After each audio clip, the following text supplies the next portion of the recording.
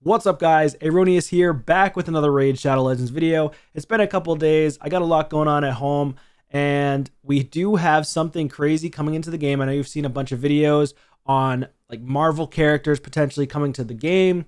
We've got Loki coming to the game, which is insane. I want to go over everything there is to know about the Asgard Divide. So let's do this. I can't actually show you the slide deck that I was given, but I'm reading it for the first time, going through it. So I do want to go over some info with you. So first things first, there's key info on the campaign overview for Asgard Divide. And here's the setting. I'm going to actually read this for you. The Asgard Divide is a new time-limited event that will involve some already well-known game mechanics, as well as spice it up with something brand new. A loyalty program with a new champion, dedicated tournament, theme champions, a new gear set is coming to the game again, which I think that they need to, if they're going to keep on bringing out new gear sets, please increase the storage some more. And it will be obtainable in the first ever event dungeon. So I assume an event dungeon, which is going to be this right here. So on your maps, you're going to see this spot. Well, I guess it's not on here. It's on my phone.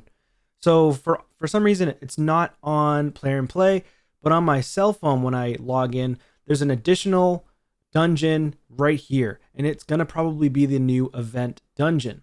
So that's pretty cool. 4 gods are coming to the game.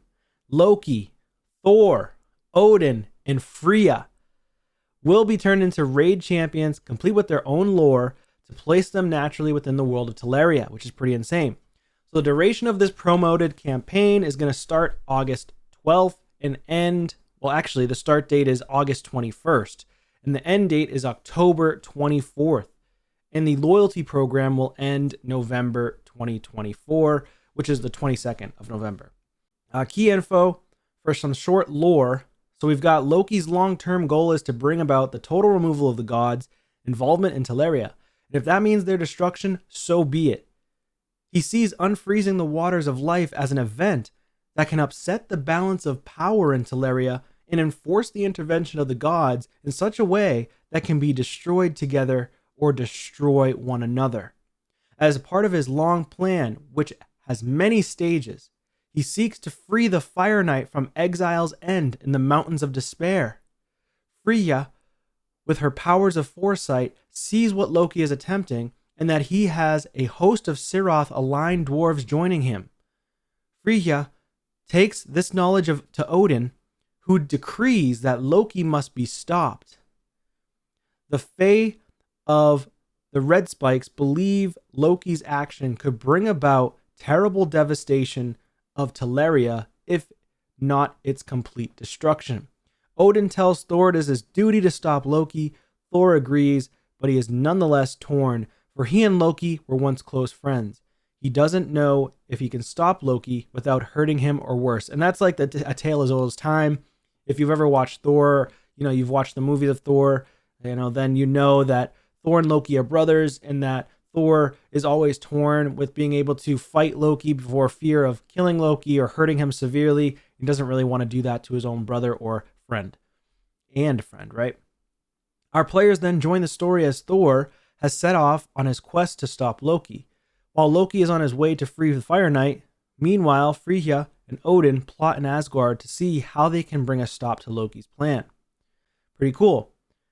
Now we have visual assets and OST, which I will be showcasing some of these links, not links, but rather some pictures.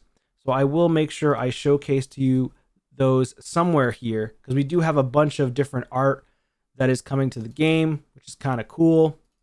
I'm probably not going to show everything. I'm just going to show like the champion renders, what they look like. And I think that's going to be super cool, is having those different pictures. So you'll see them somewhere here while I'm talking as I'm going through. So go ahead and take a look at all these different pictures. Pretty sick. Thor looks pretty cool. Odin looks cool.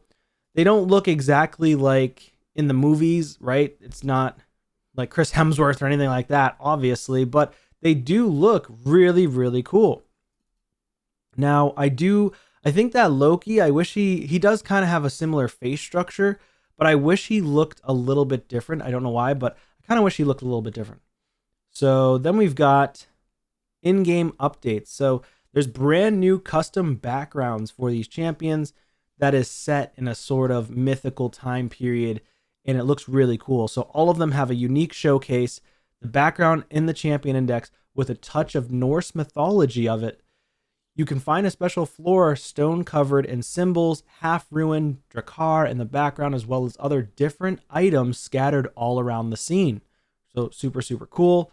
And then for a sneak peek, we've got how many, when, and how in terms of the actual champions. So 4 legendary champions between the 21st of August and November 22nd. 14-day loyalty program, another game, and other in-game event and items. So I do believe that there are more than likely going to be a couple of, or three, at least 3 champions here that are probably going to be purchasable champions, very similar to the champion Xena. So let me go ahead and showcase her to you really quickly. So Xena was a loyalty program for the Xena Warrior show, something like that in the past. And Xena was a barbarian. These are also going to be barbarian champions. You can't get Xena anymore, unfortunately, which I think really stinks. I wish that they brought Xena and other champions back for people to be able to get. It's unfortunate because, of course, anybody who's low spend or free to play who didn't get their hands on this champion are just never going to get the champion ever. So Xena, very, very strong champion. She's not the best out there, but she is extremely powerful against those who place a lot of buffs. So similar to her, I think that Odin, probably Freyja, this is just me guessing, I think those ones are going to be purchasable. So it does say champions will be available to acquire during and after the event activation. Oh, okay, so it does say champions will be available to acquire during and after the event activation. Once acquired, champions stay in the game permanently.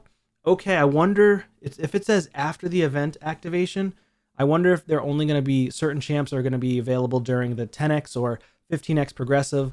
I'm not 100% sure, but I'm very interested in seeing. They look super cool, so I wouldn't mind getting my hands on them. So Loki, the Deceiver. Loki is first. He's going to be a barbarian, legendary spirit champion. Then you've got Thor. Thor Feyhammer. He's going to be a legendary barbarian, magic affinity. He's going to be an attack champion. Loki is a support champion. Freyja, Fate Weaver, is going to be a legendary force defense-based champion. And then lastly, Odin, the Feyfather. He is going to be a legendary void support champion. So who knows what their kits are going to look like. I think I may have them, but let's see.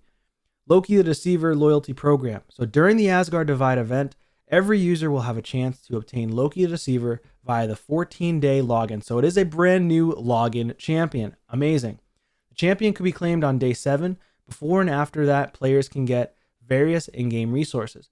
Keep in mind that on the next, when you do go to collect him, try to collect him during a champ chase event if you can help it. If not, then, you'll just collect him and it'll be your champion.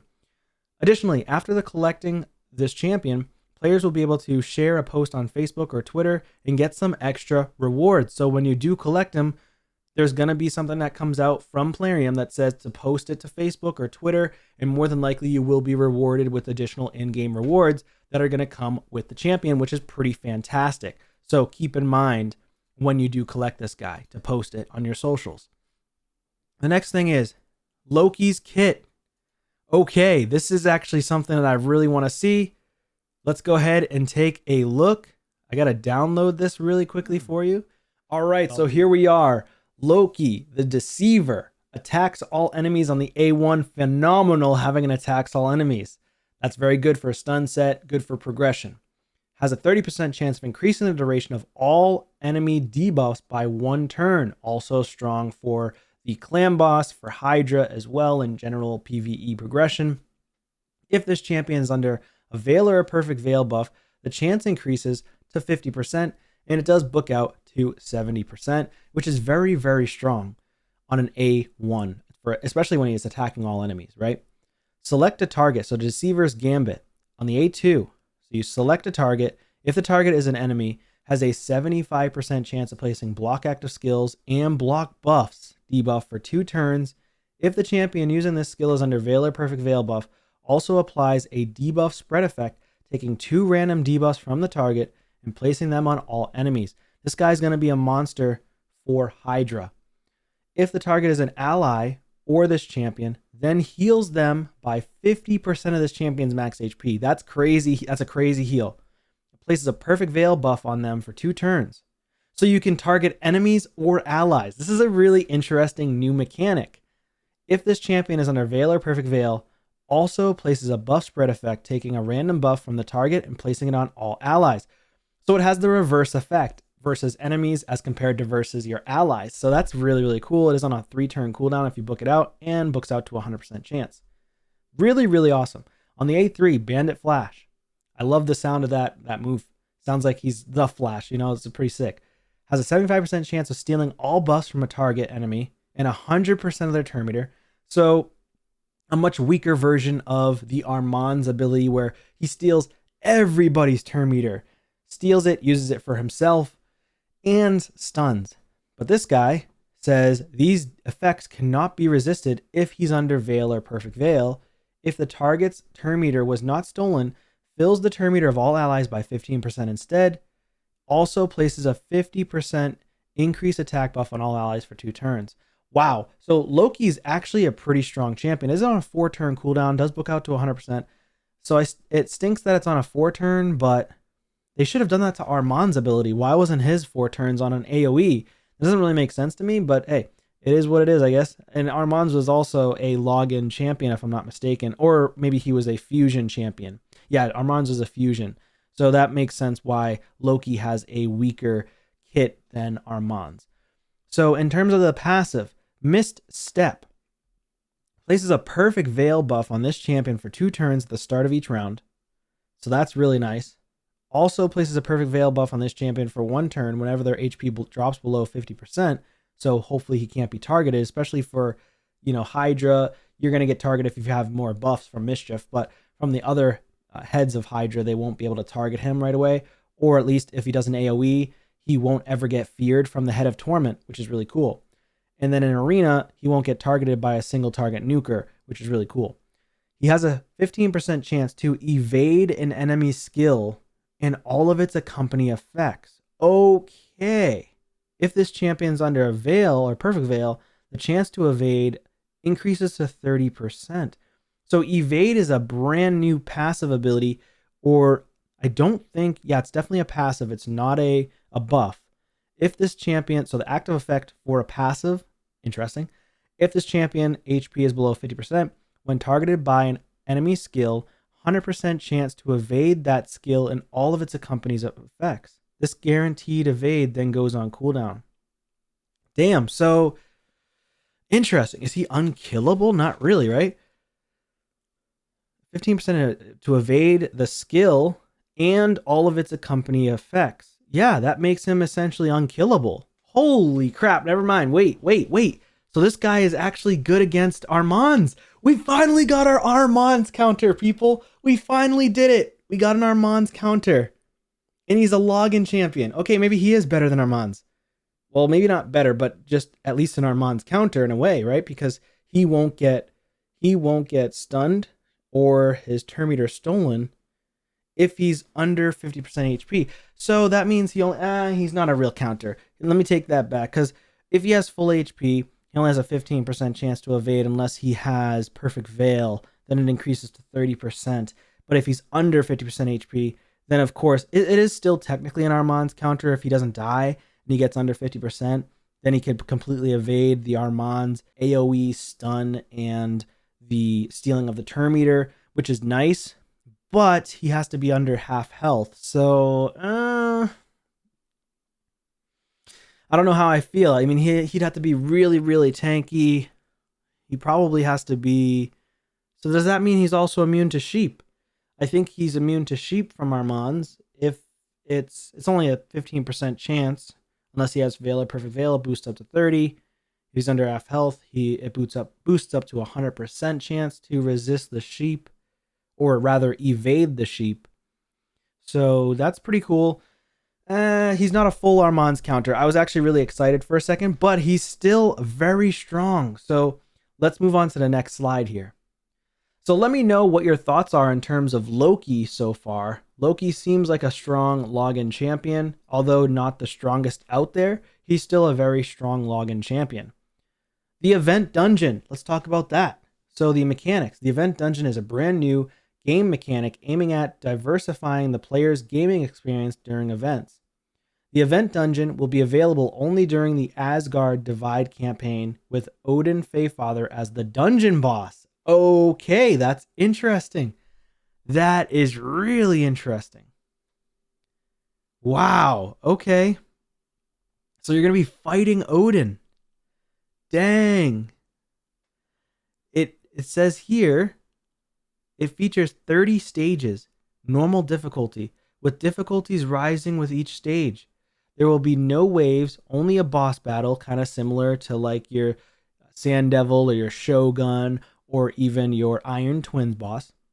But beware, as Odin Feyfather won't be alone, but joined by mighty warriors unique for each stage of the dungeon. The event dungeon will be available for players from level 6 and higher. Wow. Okay, that is pretty sick. That is pretty sick. I really like that. But this is actually insane. This is actually insane. I'm super excited about this. And then stay tuned because I have another video coming out tomorrow, which is going to be on the gear set. So I can't actually talk about the brand new gear set coming into the game until tomorrow. So stay tuned. Click like on the video. Subscribe to the channel. Let me know your thoughts on the new champion, Loki the Deceiver, as a login champion. And stay tuned. Don't forget to watch the video coming out tomorrow, which is going to go over the entire gear set and my thoughts on it as well. Thank you so much for watching. Thanks for tuning in. Thank you all for 8K subscribers, and I'll see you on a video soon. Take care.